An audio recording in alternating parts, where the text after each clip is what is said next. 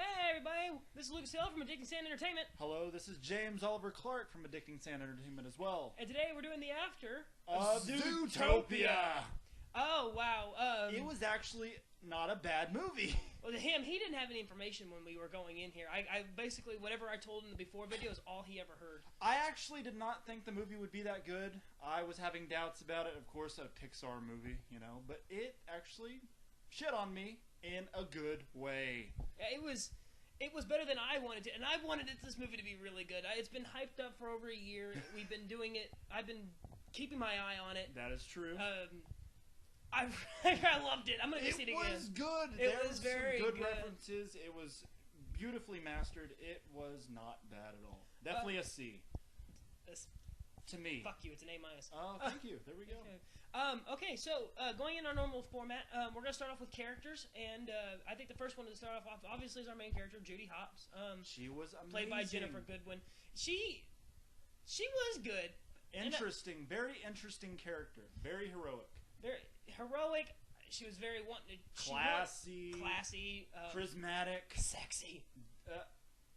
She's a bunny, man. Get over yourself. I want the love pillows. Okay. No. To me, Judy was one of those few characters that you want to relate to, because at first when you see her, she's first shown as a kid, and she's like, I'm gonna be a cop and I'm gonna make a difference, even though I am a bunny. And she was put down as a kid, but she definitely got up in the ranks. Yeah, and that's who that's every kid. Every kid wants to be something that they don't think that most people are like, oh, you can't do that. That's true.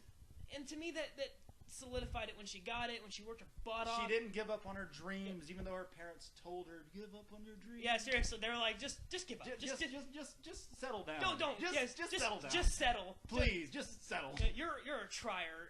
Don't be a trier. But she simplifies all those characteristics that we love about our heroes and the overcoming of being a hero. Yeah, exactly. And having that momentum, she goes forward and she tries to do all these good things, and then that's when she meets our second character, Nick Wilde. Nick Wilde, played by Jason Bateman. Great. Jason Bateman did a great job. He was one of those characters. Interesting, man. Very he's like slick. Yeah, like he's the slick criminal. Very like I know I'm smarter than you. I know I'm gonna get over this. I will outsmart your ass any day of the week, basically. Yeah, and very funny. He was a very clever character, doing things just to spite her, and then they get close. You kept on wanting to watch him. You didn't want him to ever go away. Yeah, you seriously didn't want him off the screen for longer than 3 seconds, because Jason Bateman did a great job at voicing him. I loved. My favorite scene with him in it had to be where he's walking the stroller down, and Judy's like, "You're gonna help me with this," and he goes, what are you gonna do about it?" And she just puts this boot on the stroller, and he goes, "Did you just boot my stroller?" And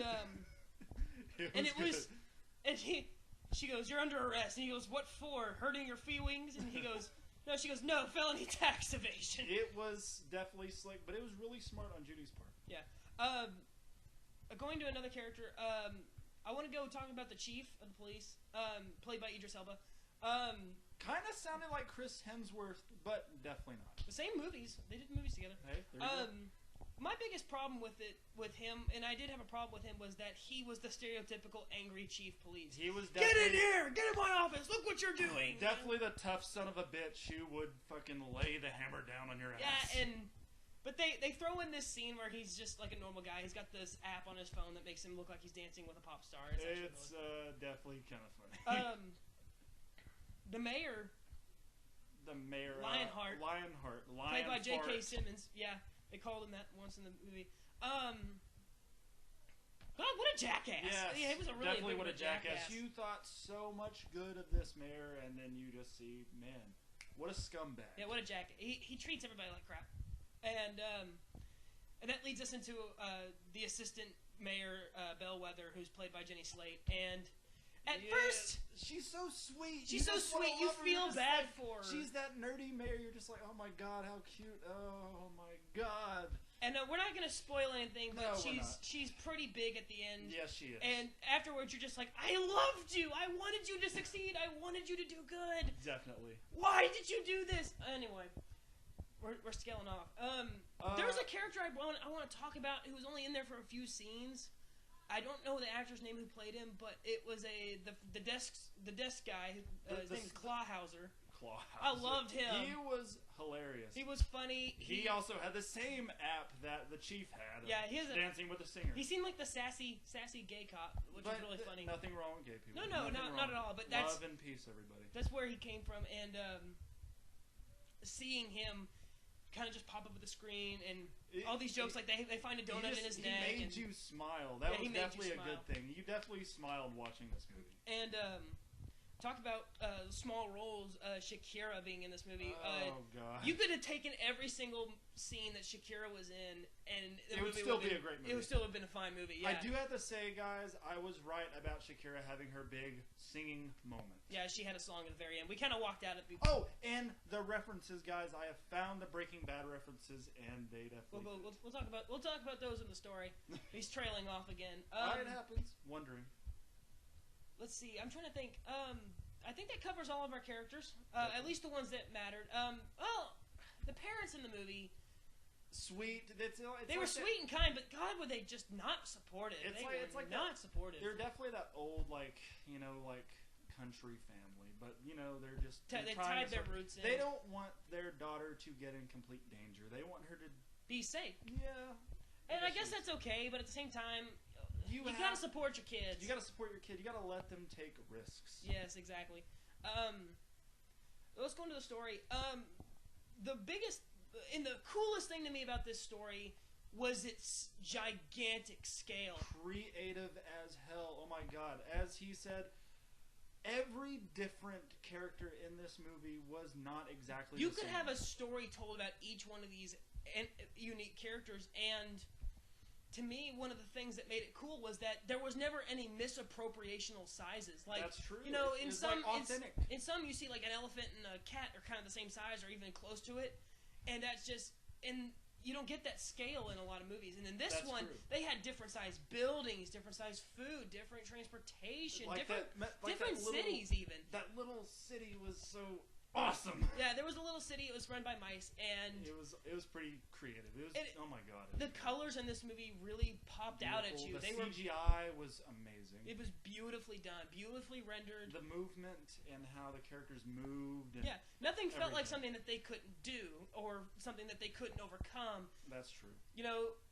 One of the scenes I see at the beginning of the movie is Judy running after this guy, and you see a bunny hop and go after this bad guy, and.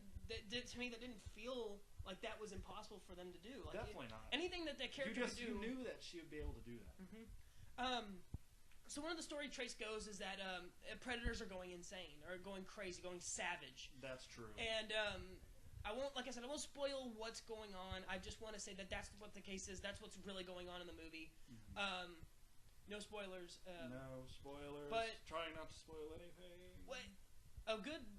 What I want to talk about this movie, I see them going to try and teach kids. In a lot of kids' movies have messages. They want to present a message to the audience, to the children who are watching it. And I think one of the biggest messages that this movie delivers on is the separation of, is discrimination against a specific type of thing. Yeah, that's true. It's like discrimination in the world that we have now. Yeah, and it was talking about it through Prey and Predator. Saying, you're this type of person, you can't be that type of person. Or you're probably still going to be that type of person. Yeah. And it works. And it really works for this movie. And it's specifically tailor-made for this movie, and that's why it fits so well. That is very true. The thing about it is that Prey and Predator, they're not supposed to mix, but in Zootopia they do. Everybody's friendly. That's kind of the gist that you get at the beginning, is that's what this is. And it turns out it's not really like that. One of the main conflicts in the movie itself is Judy Hopps and Nick Wilde having this. Sorry, I had something caught my throat. It's a little bit of a. You can definitely see a little bit of a romance. Let's just say a little. No. The internet's got that covered, y'all. The internet's got that covered. Don't listen to him. Don't listen to him. It might just happen. I'm sorry. It might, but that's for another topic at the end of the movie. That's true. Second movie, I would love to see it. Sequel, please. We want a sequel. Stop shitting on. I'm sorry. Okay. But the separation, one of the biggest problems in this, conflicts of the movie was, Judy's prey Prey, and then Nick is Predator. That's true. And I'm using air quotes here because they don't act like they're supposed to be either one. And being in those roles, that's where it comes into play. Somebody's texting me. Woohoo! Yeah, text everybody. Forget it. I'll text you back later, whoever you are. But one of the things that gets that conflict really does help, and it goes in later in the movie when she says something she doesn't really mean or doesn't mean to say in an offensive way, and gets taken by Nick. That's true. You know, to be offensive, and again, that's one of the conflicts is the separation between prey and predator, being discriminated against one side. Hold on! We will text you in a minute. But one of the problems is that when you have that separation, it's very easy to get lost in a message, and it really is. You can get lost several different ways, and they have a good point of sticking right on the money. Definitely a good story. It's a very interesting story. It's definitely not like it kind of is like most Pixar movies, but this movie was a great. One of the things that Clark brought to my attention after we left was in the movie there are several different biomes and areas. There's the rainforest, the tundra. Definitely different environments they went into that weren't completely the same. But it wasn't a giant city. It definitely stuck with the title of Zootopia. Yeah, it wasn't just one giant city that end all be all. There was. You know, probably certain people had to live in here. Certain people had to live here. There was a tundra biome polar where bears lived here. Yeah, you know, like big black cats lived here. Yeah, and it was specifically designed for them. It was a place where they came together and said, "Hey, this is how we live." This is definitely how we live. Definitely how it is in the world today. Yeah, and that was really well done. Very interesting. And I loved seeing the colors. The colors were different. They were vibrant. They were bustling, and seeing it in this kind of movie and the scale that they took to do it. It boggles my mind, and I got to take a lot of that Byron P. Howard and I forgot your name already, Rich Moore. Sorry, Rich. Sorry, Rich. Sorry, Rich. But y'all did a really amazing job at Great giving job. this scale, giving us what we really wanted. And I hope that if there's a sequel, you guys are the ones behind it, because I don't think anybody else could do it just as well as y'all did. The artistry of it, you just imagine the artist of this movie drawing out everything. Yeah, and just bringing it to life. Really wanting to see it as big as it was, and wanting to go deeper, and wanting to give it its little details that made it feel so connected yet separate at the same time. That's true. Oh my God! Can we please text you in a minute? That's 3 times. Yes, it is. I'm gonna turn off I'm gonna turn it off here. I'm gonna see who's texting me. Oh, yeah. Oh, it's my dad. Oh, well, hi, Dad. Hi, Dad. He's checking out the other movies that we've made. Yeah, I guess so. He likes them. Hey! So, when we go, I want to talk about another thing that I had with this movie, and that was really overcoming barriers. And that was a big one, especially with Judy, overcoming that she's tiny, that she's not really supposed to be in this. Just because that she's tiny doesn't mean that she can't do big things. Exactly, and that was one of the things that the movie was, the first message it taught you. You know, go for it. You know, be this role, be this person, do this thing. And let me just say, I guess you could say Nick Wilde kind of had his same ideals as well. Yeah, he was kind of the opposite. He believed that people already assume that this is what I am. So you know what? Why not give them what people already assume I am? I gotta fix this light. It's gonna bug the crap out of me. And that's kind of sad, but it's also what makes him him. You know, that's what makes him this. He doesn't let people bug him. Yeah, that was one of the things he said was that never let them see you get down. You know, never let them see that they get to you. That's true. And for kids, that's a really strong message. That is a big thing. Yeah. That's how it should be in the world. You know, people will tell you, don't let them get to you. Don't let peer pressure get to you. Don't let other people get to you. Don't let the dangers of the world get to you. Yeah. Be yourself. Be you. And if people want to pull you down to that level, then that's don't listen to them. Go do it you. They're losers. Fuck them. Go do you, boo. Yes. And that's a really good thing about the story. Creative. So we're gonna go into some pros and cons now. We're gonna start with cons because we like to end things on a good note. Of course. What would you say would be a con, Mr. Clark? Is there anything that you said that thought to you that said that really doesn't fit there, or anything that just didn't quite meet your Actually, me, expectations? because I have a positive mind on a lot of things, people. I actually liked it. I know I don't really have any cons on it. I apologize for that. I guess one of the cons for me, and there really aren't that many for this movie because it was really well done. It was. But if I had to go with anything, and I have to give it some kind of fairness to it. I can't just be like, it's great, all of it, nothing's wrong with it, because there's going to be stuff that's wrong with it. You'd say it'd be just like any other buddy cop movie. It has that feeling. Every character stereotype. You can stereotype them up the wall from the gun. You have the eager young cop who wants to get things done. You've got the street smart guy that wants to help. The street thug who kind of helps out, but yet doesn't want to be known and doesn't want to be in that. You've got the tough chief that's going to lay down the hammer if you mess up. You've got the villain who's this is what's happened to me, so everybody else has got to suffer. You've got the mayor who's this dim-witted jackass. Just complete lunatic. And it works for this movie because it really does. Because they're trying to stereotype these creatures kind of with what animal they are and put into that group. It's you definitely don't expect it. I will tell you that. You definitely do not expect it. Definitely. But it's a con too, basically because it's over. It's a formula that works, but it always doesn't work. God damn, those hot dogs got to me. Yeah. Yeah. We had a lot of hot dogs. Yes, we did. Popcorn, drink. I left my drink there. I really like it. It has that Batman thing. Oh, I hate you. I know. I know. I love this guy. He's one of my best friends. Going into the pros. We're gonna have a list a mile long, so might as well just get started with Let's just do it.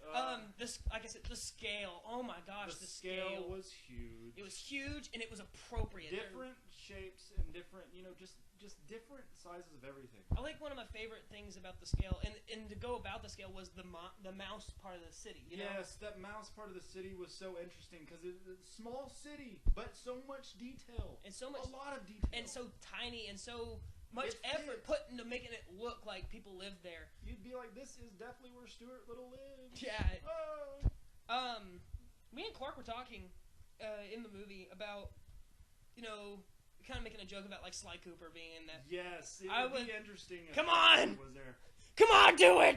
Do it now! Do it now! It'd be a very interesting crossover. Very interesting crossover. Yeah, it would. But and it leaves room for that kind of interpretation. But the artistry is really well done. What I really love is the effort that was put into every single animal. Every animal had design detail in every single animal.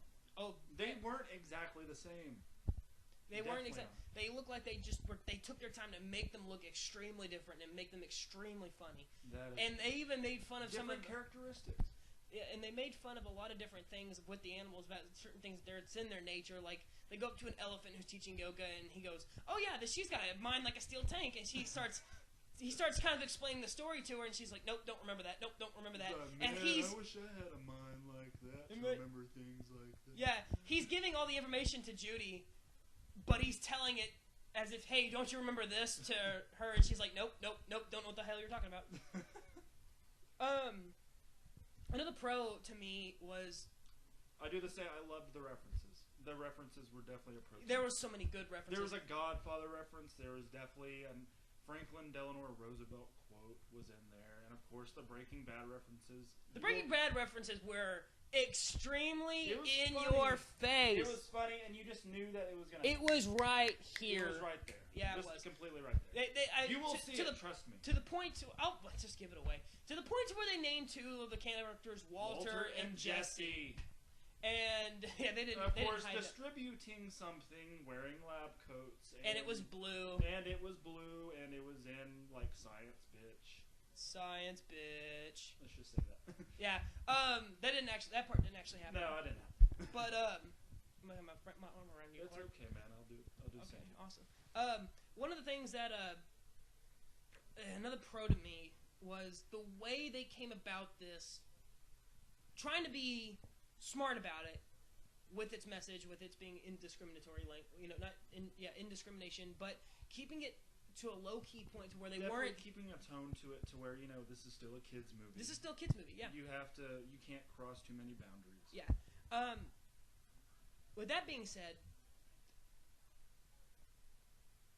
I want to say, if you really want your kids to learn a lesson from this movie, this is a good movie. It really is. Disney Pixar really knows what they're doing. They really do. They have amazing artists, amazing directors, amazing producers, and definitely great voice actors. Definitely great cast choices. It fit every single character in the movie. It was interesting. Yeah, and flash, 100-yard dash. Yeah.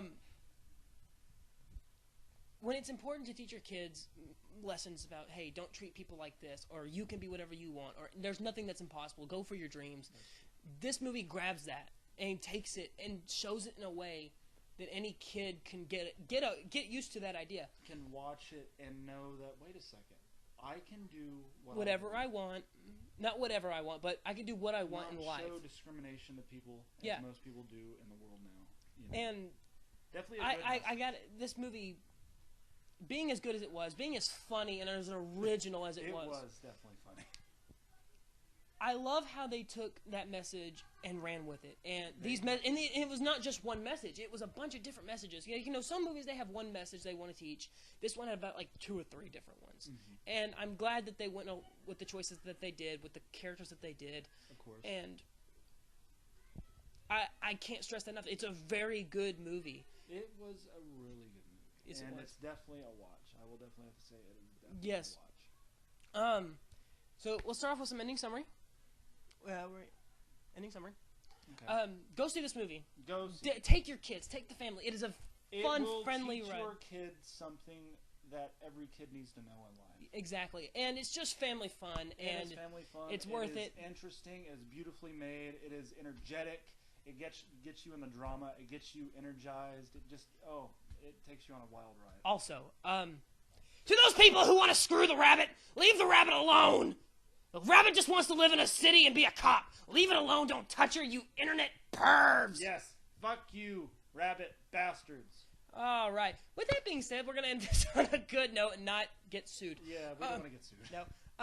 So, like I said, go see the movie. Take the family. Take your friends. Heck, I went with a friend of mine, and I enjoyed it. I'm never going to forget this.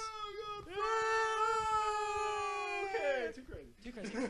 All right, well, this is Lucas Hill from Addicted Sand Entertainment. And this is James Oliver Clark from Addicted Sand Entertainment. And next time, join us when we review another movie. Yeah, we don't know which one yet. We have no clue. Yeah, bye.